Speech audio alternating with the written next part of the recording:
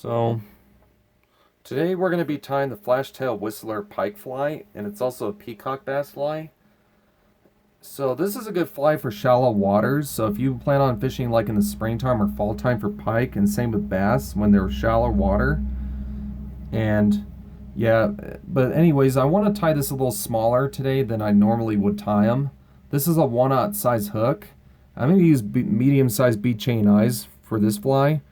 And yes, traditionally they do use bead chain eyes for these. But you could use dumbbell as well if you want to get it down there a little more. But anyways, I want to tie in the bead chain eyes in not small, medium size, since this is a smaller fly, pike fly, or peacock bass fly. I want to make sure this is a kind of going according to what I tie. So these smaller ones, I tend to use a medium size instead of a large size. If you do go larger than a 1/0 though, I do recommend using a large size simply to fit the hook a little better, according to what you see. And then I just tie that off. And then what I do is to secure the eyes a little more, I like putting a little UV resin on them to hold them in a little better, so to speak. Because these hold them in a little bit better, I think. Zap it.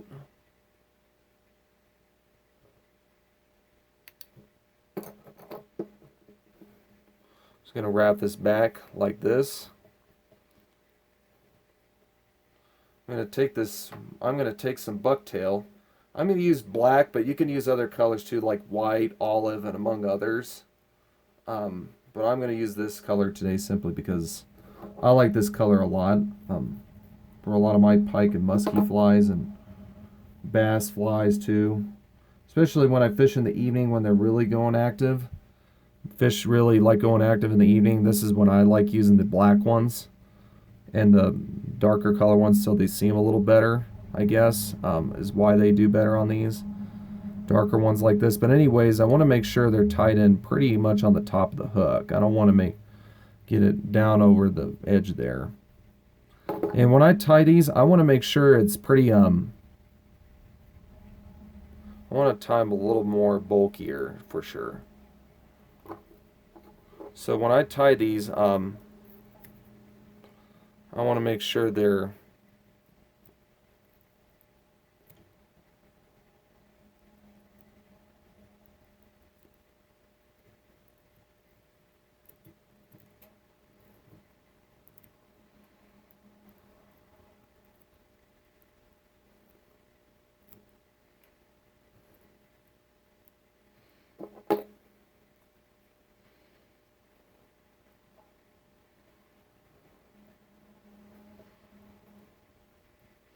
and if your tail still kind of sticks down, I like putting a little more of thread wraps underneath them because I want to make sure this sticks up a little more. I don't like them too far down like that.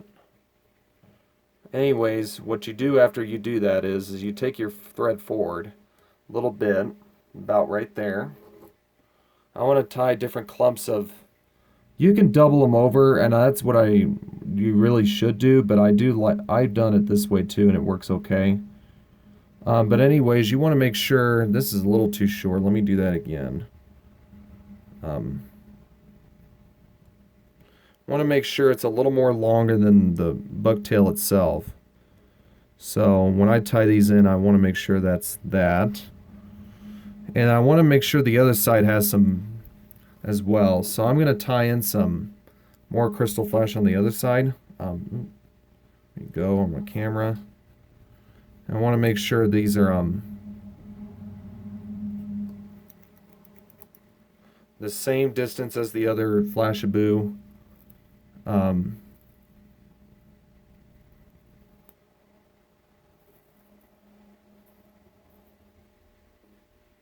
Make sure this is kind of going according to what you see.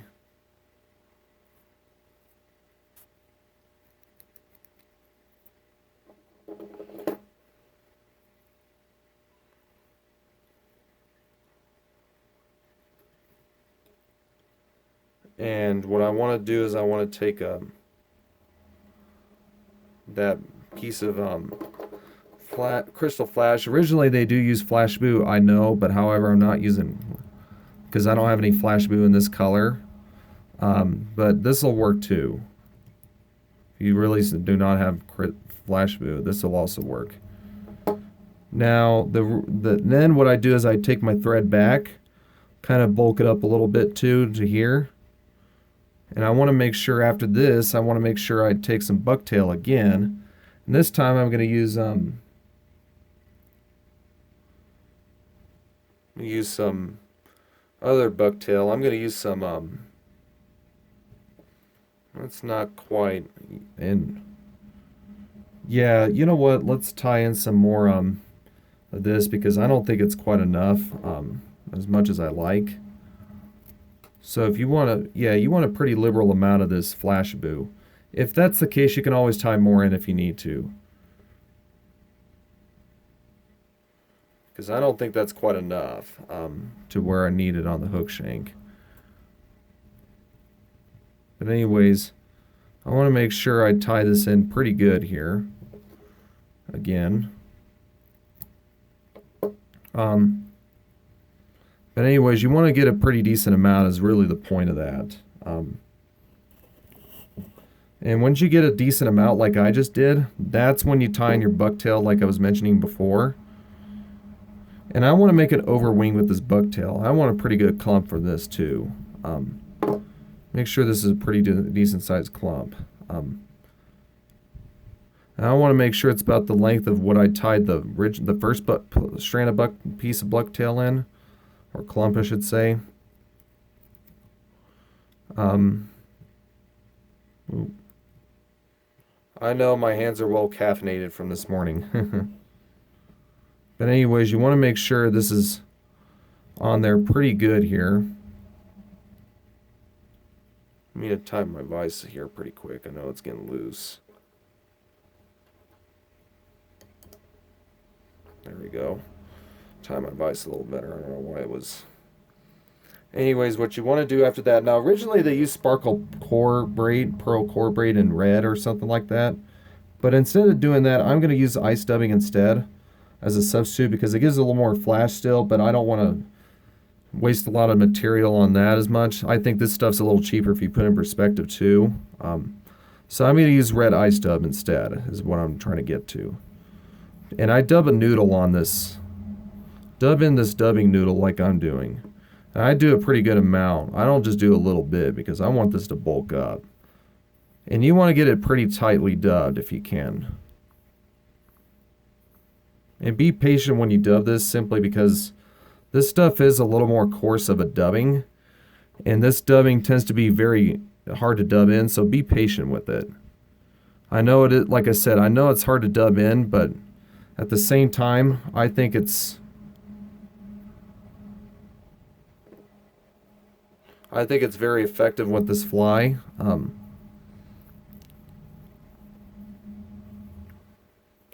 So what I'm going to do is I'm going to tie more of that on.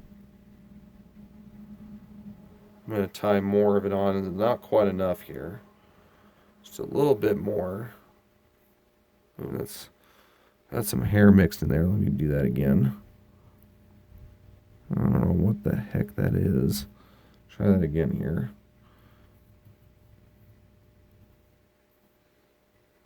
Ooh, there we go. Make sure this dubbing's on here.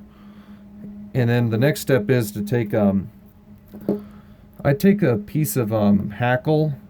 In this case I'm using strung rooster saddle. You can also use what is it, schlappen as well, and I think that's what they traditionally tie them with. Oh, forgot one thing before we tie the schlappen, and I keep forgetting a few things. I don't know why I'm doing that. You want to tie in a couple pieces of the hackle. And I'm going to use black, but you can also use grizzly as well as other colors. So make sure when you tie these in, you want to make sure they're about that much in length. You want to make sure they're curving in towards the fly. The curve should be about curving in towards the fly. And then I'm going to take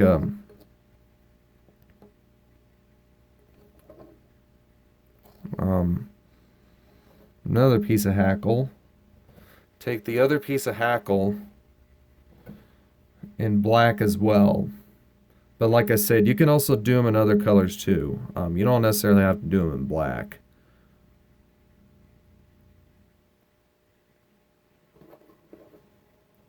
So then again, take this bucktail, or not bucktail, sorry, the hackle, trim it off. I'm going to wrap this on like this, kind of hold it in real good so it doesn't come undone. This is driving me nuts. By the way, I forgot to mention, trim off your tail, your flash tail, to a good length here. Because as you can see, there's a little bit of a mess going on when it comes to being uneven. Try to trim it off to where it is even. I forgot to mention that too, but that's okay.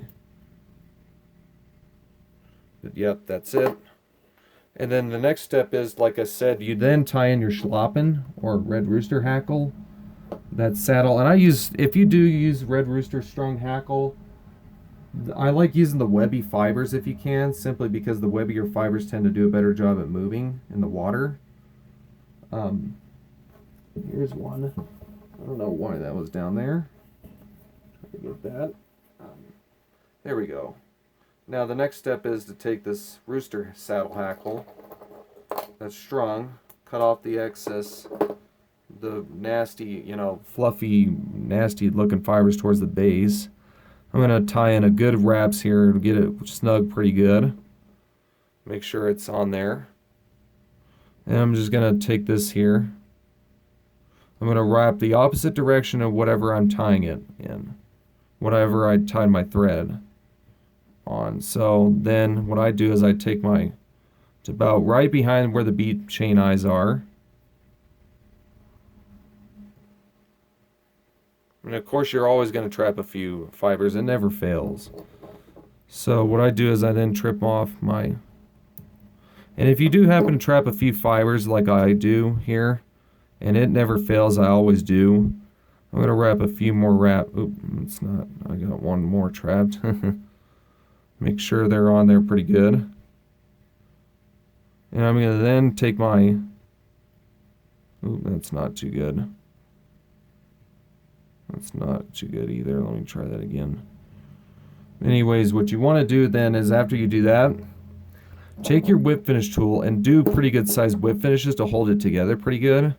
Because when I tie these, I like tying them like really good on here. Tie them on really good so they don't come undone. And I build a little bit of a head, so to speak, on this fly too. I kind of like doing that. But anyways, that's your Flashtail Whistler. Not the most difficult fly to tie compared to some other pike flies out there and things like that. But definitely, I would say a more intermediate level tie. I wouldn't consider it the easiest thing in the world to tie. But anyways, as a final step, I forgot to mention too, I like putting a little bit of UV resin on the head of the fly so it doesn't unravel. So I put a little bit of this UV resin kind of in place, zap it in place so it doesn't unravel. There we go. And that's it. That's how you tie the Flashtail Whistler. Like I said, not too bad to tie. It does take a little more material and time to tie it though. So if you do, I am going to warn you, this does take a lot of material to tie these kind of flies. So, oh, and one other thing I forgot to mention, get like a needle or bodkin or something similar to kind of pick out the trap fibers. It never fails. I always get these trap fibers for some reason in here. It never fails. But anyways, I want to make sure these fibers come undone. When I pick out these Flashaboo, or in this case, Krystal Flash fibers. So that kind of helps get them out of there. Yep, that's how you tie it. That's it. That's the final product, and that's it.